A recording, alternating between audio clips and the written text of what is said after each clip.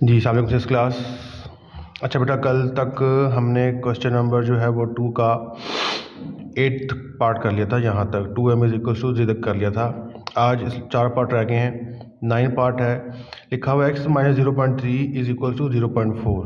Again जैसे simple सा सवाल है, यहाँ पर ये हो रहा है -3, वहाँ जाके +3 0.3 हो जाएगा। तो देखो कैसे करते हैं। तो पहले सॉल्यूशन स्टार्ट करके x - 0.3 = 0.4 हो गया। यहाँ पे है -0.3, वहाँ जाके प्लस हो जाएगा। तो x = 0.4 + 0.3। अब बड़ा सिंपल सी है, डेसिमल्स हैं तो अपने टेंशन नहीं लेने की क्या हो गया क्या नहीं हो गया, आसान सी बात है। देखो रफ पे कर, मैं देख रहा हूँ आपको रफ पे 0.4 ऊपर आ गया है, 0.3 नीचे आ गया, पॉइंट के नीचे पॉइंट है, 4 + 3 7 पॉइंट और 0, तो सिंपल आ गया आपके पास 0.7। अब आपने पॉइंट ख़त्म करना है, तो आप क्या करो, पॉइंट ख़त्म करने के लिए नीचे 1 लगा दो, पॉइंट गया नीचे, पॉइंट के बाद 8 डिजिट था तो 1 0 आ गया। तो x का आंसर आ जाएगा 7/10। अब यहाँ पे कटिंग हो नहीं रही तो कर भी नहीं सकते, तो यही इसका क्या आ जाएगा, इसका आ जाएगा आंसर आ जाएगा। ठीक है, उसके बाद 10 पार्ट भी देख लो। उसमें लिखा हुआ है x / 2 = 7 है।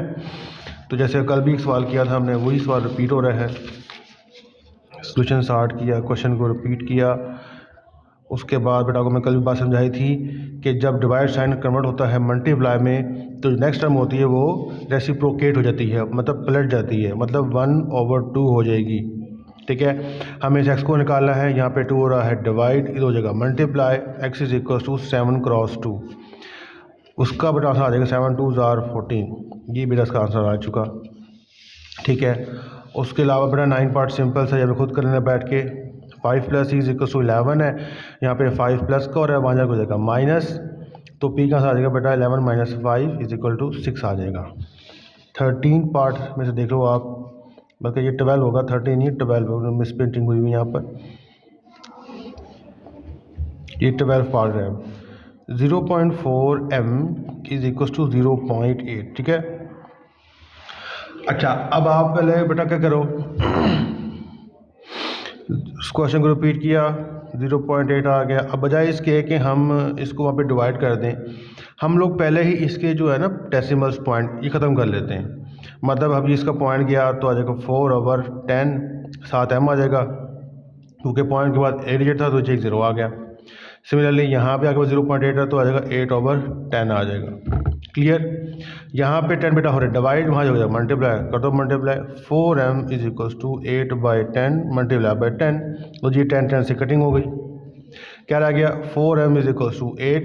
अब m निकालना आसान हो गया, यहाँ पे 4 हो रहा है मल्टीप्लाई, वहाँ पे डिवाइड, m = 8/4, कटिंग हो रही है 4 के ऊपर, 4 × 4 4 2 = 8, तो m का बेटा आंसर आ जाएगा m = 2। लो जी, ये इसका बेटा जो है हमारे पास फाइनल आंसर आ चुका। तो यहाँ तक करके आपका जो है एक्सरसाइज 8.1 के जो है ना सारे सवाल मुकम्मल हो गए हैं। तो आज आपने काइंडली ये कर लेने हैं। और एक छोटी सी बात आज देख लो, मज़ीद फर्दर वो कल के काम आएगी। आगे जो आपके पास टॉपिक आ रहा है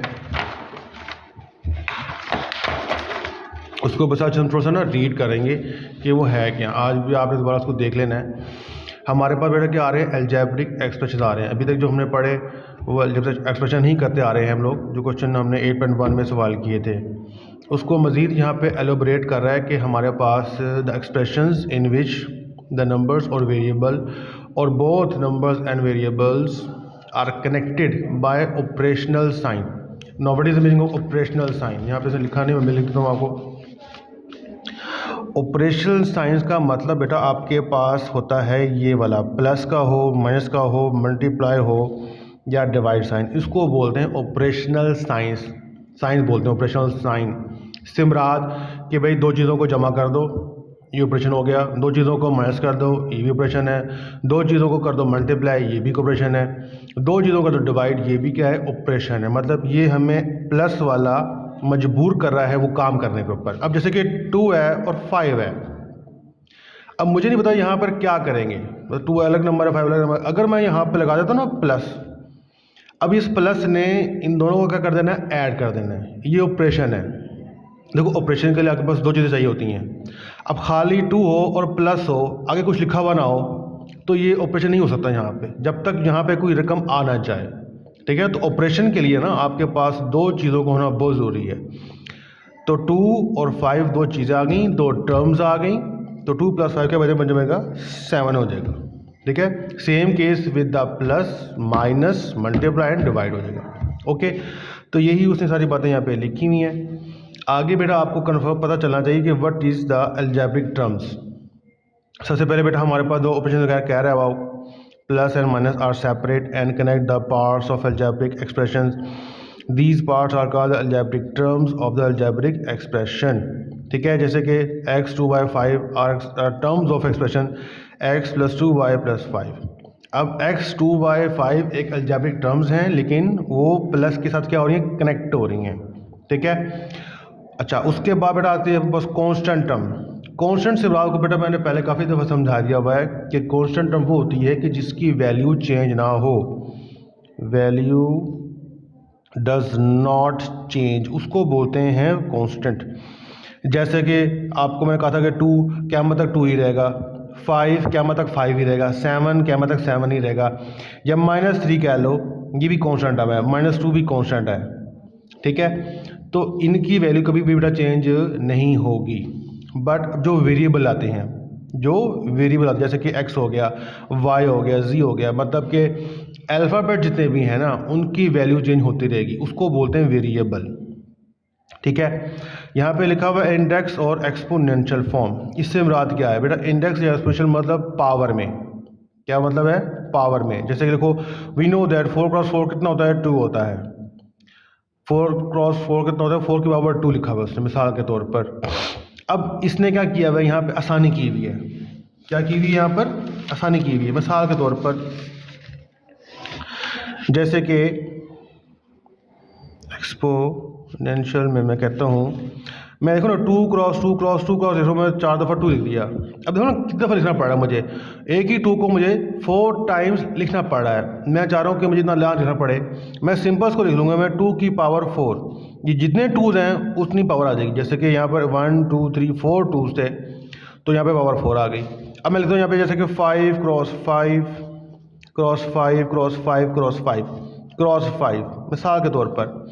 अब कितने 5 लगा दी मैंने, 1 2 3 4 5 6 5 लगा दी। कितना टाइम लगा लिखने में, बजाय इसके कि हम इस 5 को 6 दफ़ा लिखें, हम सिंपल लिख लेंगे 5 की power 6।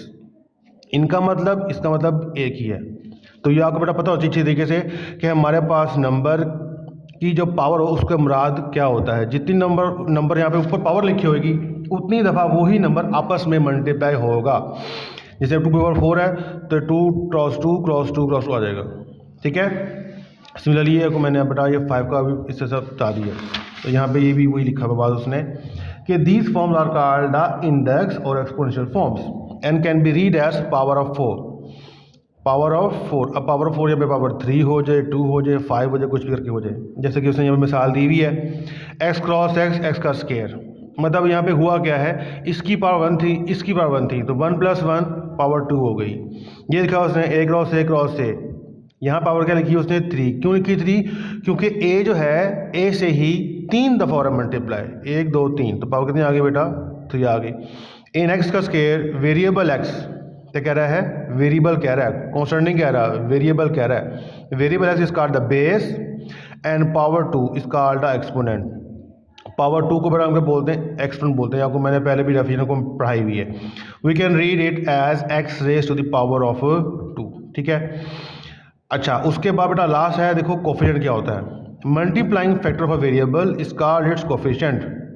Multiplying factor of a variable is called its coefficient से मुराद क्या कह रहा है वो यहाँ पर, कि जैसे 4x है बेटा यहाँ पे, अब x तो है वेरिएबल, x क्या है वेरिएबल, और 4 कौन है, वो मल्टीप्लाइंग फैक्टर है।